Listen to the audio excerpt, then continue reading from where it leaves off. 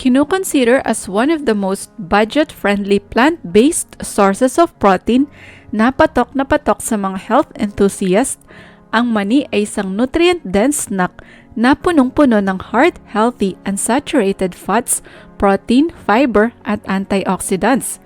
Kaya hindi nakakapagtaka kung bakit napakaganda ng mani para sa ating kalusugan. Narito ang ilan sa mga benefits na hatid ng mani. Number 1, makakabuti sa bone health. Ang mani ay isang edible seed na kinaklasify as a legume in botany. Mayaman ito sa essential minerals tulad ng phosphorus, magnesium, manganese at copper. Ang mga nasabing compound ay mahalaga sa bone formation, structure at density. Piniprevent nito ang pagkawala ng calcium at pinsala sa buto. Pinopromote rin ng mga nasabing minerals ang collagen production at development ng cartilage at connective tissues. Sinasuggest ng mga pag-aaral ng niacin, folate at thiamine na taglay ng mani ay posibleng makatulong para bumaba ang risk ng osteoporosis at bone fractures. Kaya naman ang regular na pagkain ng mani ay maaaring makatulong para maiwasan ang osteoporosis at iba pang mga bone-related problems. Number 2, piniprevent ang risk ng cancer. Ayon sa World Health Organization o WHO, ang cancer ay isa sa nangungunang dahilan ng pagkamatay sa buong mundo. Pero huwag kang mabahala dahil ang cancer ay maaaring maiwasan sa pamamagitan ng pagkain ng nutritious food kagaya ng mani.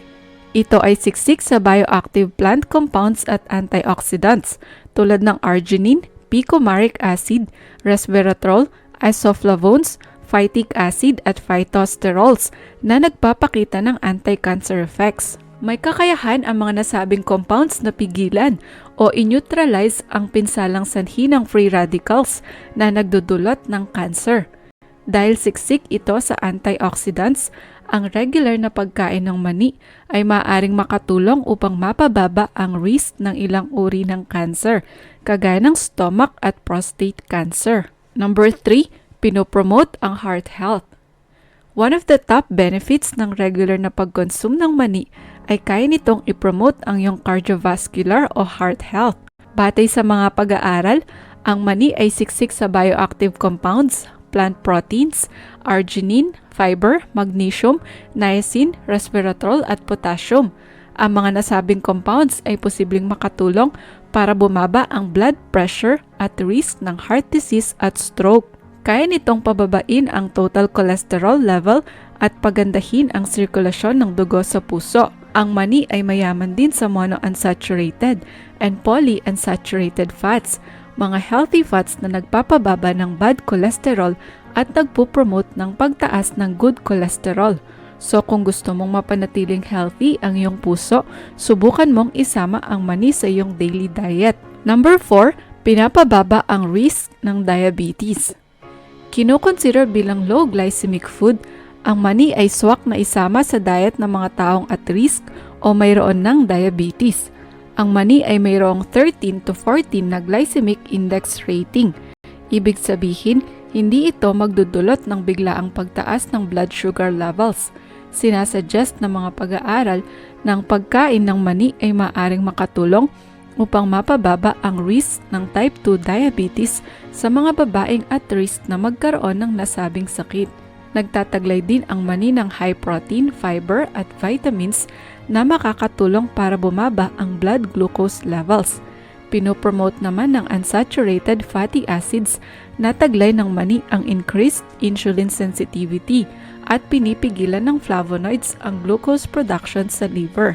Number 5, makakatulong sa digestion at weight management.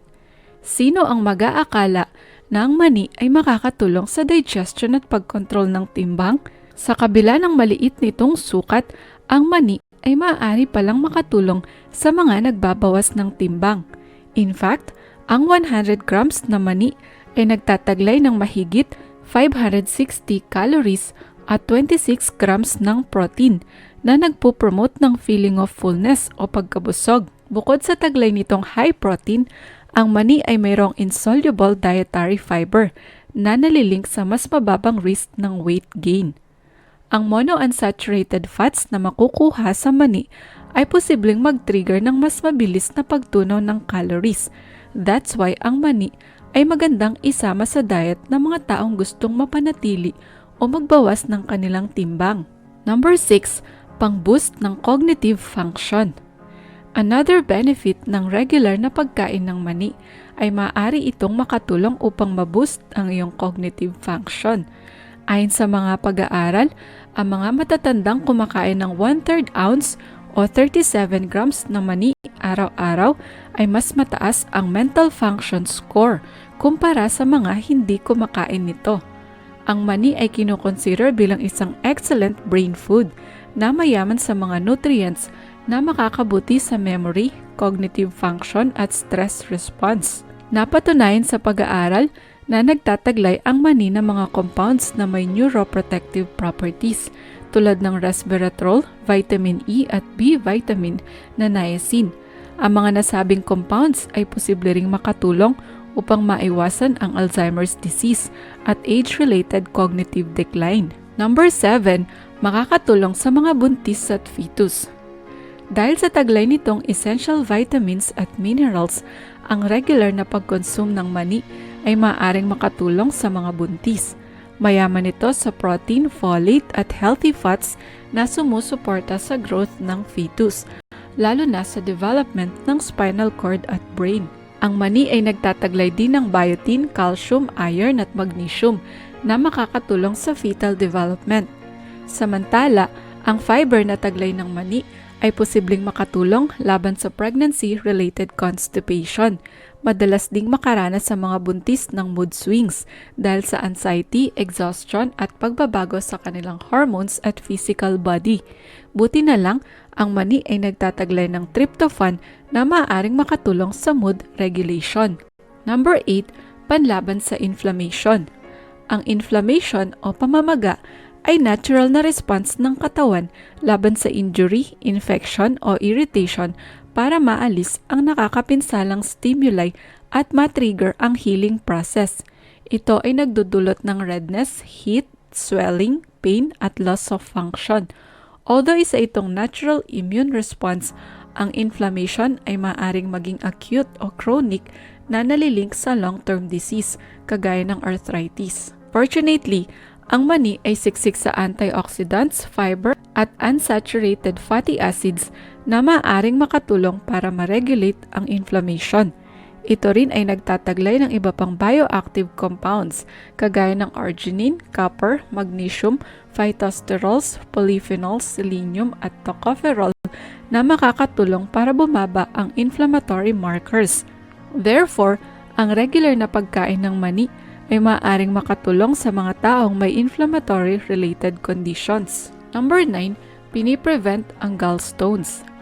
Maliban sa inflammation, ang mani ay maaaring makatulong para maiwasan ang gallstone o bato sa abdo. In the United States, halos 10 to 25% ng adult population ay apektado ng gallstones. Pero ayon sa mga pag-aaral, ang regular na pagkain ng mani ay posibleng makatulong para bumaba ang risk ng gallstones sa mga babae at lalaki. Ang mani ay nagpapakita ng cholesterol-lowering effects na may kakayahang i-prevent ang pamumuo ng gallstones na halos binubuo ng cholesterol. Mayroon itong fiber, magnesium, monounsaturated at polyunsaturated fats na makakatulong para mapigilan ang formation ng cholesterol gallstones. Kaya kung at risk kang magkaroon ng gallstone, mainam na kumonsulta sa doktor bago isama ang mani sa iyong regular diet. Number 10, pinopromote ang longer lifespan. Higit sa lahat, ang pagkain ng mani ay pinaniniwala ang nagbibigay ng longer lifespan. Ngunit hindi lang ito basta paniniwala dahil may scientific studies tungkol dito. Ang mani ay nagtataglay ng antioxidant na coenzyme Q10.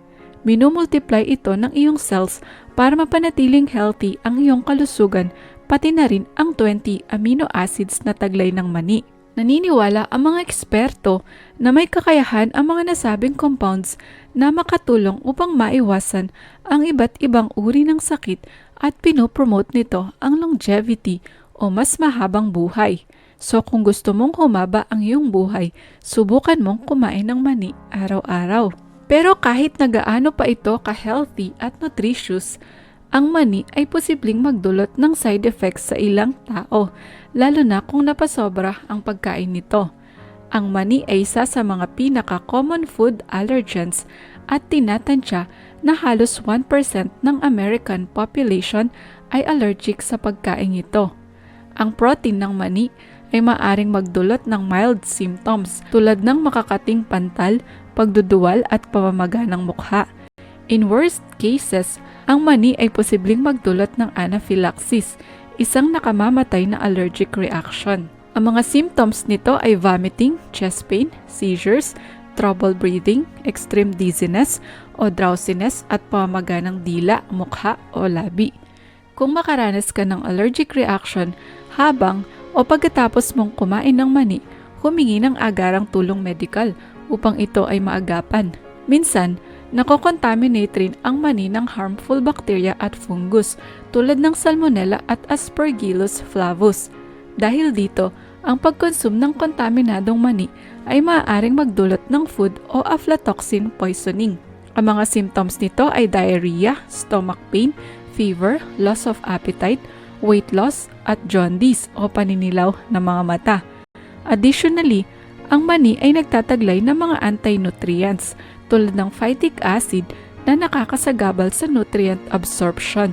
Ang mga produktong gawa sa mani ay madalas ding may added sugar at salt na maaaring makasama sa kalusugan.